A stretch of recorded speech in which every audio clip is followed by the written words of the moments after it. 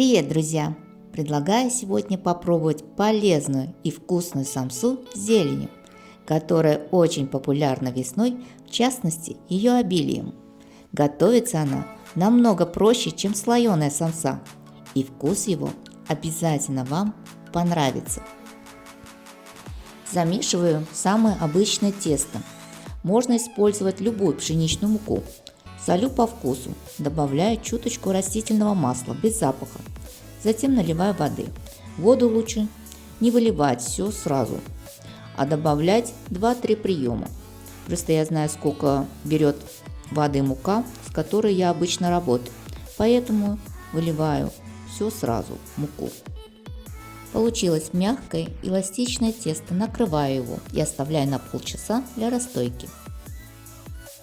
Делаю начинку из зелени. Ее я промыла хорошо и слегка подсушила. Использую шпинат, стебли одуванчика, зеленый лук и репчатый.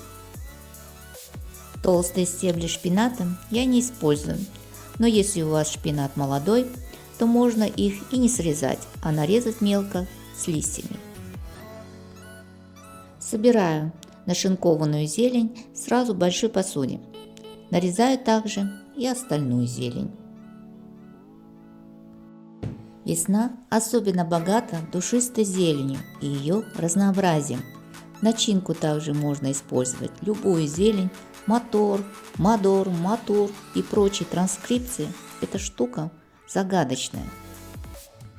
Кстати, на рынках любую съедобную травку называют матор самса или сукок самса, так как одного мнения, как должна готовиться самса, мадор или сукок, нету. Поэтому просто буду называть ее самса с зеленью. Режу лук небольшими кусочками для обжарки. Вот лук нужно обязательно обжарить в масле. Убирается таким образом горечь лука. Сильно обжаривать не нужно, только чтобы он слегка обмяк, пропитался маслом. Тогда начинка с зеленью будет более сочная и вкусная. Сразу же обжаренный лук кладу в зелень и заправляю приправами и специями. Солю, кладу молотый сушеный кориандр. Зиру я немного растираю пальцами, чтобы раскрыть ее аромат полностью. И черный перец по вкусу. Затем тщательно перемешиваю начинку руками.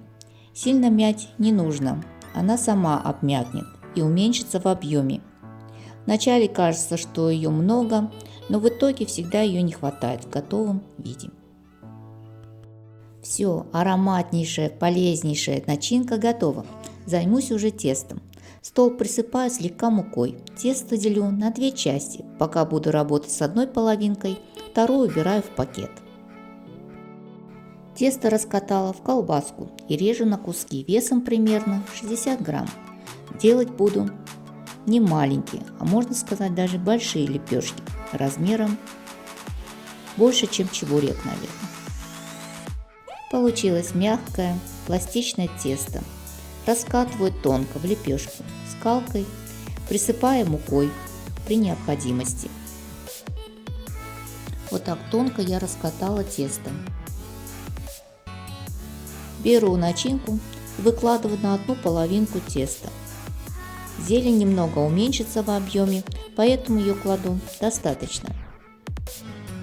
Накрываю второй половинкой теста начинку и слегка прижимаю, чтобы убрать воздух между ними.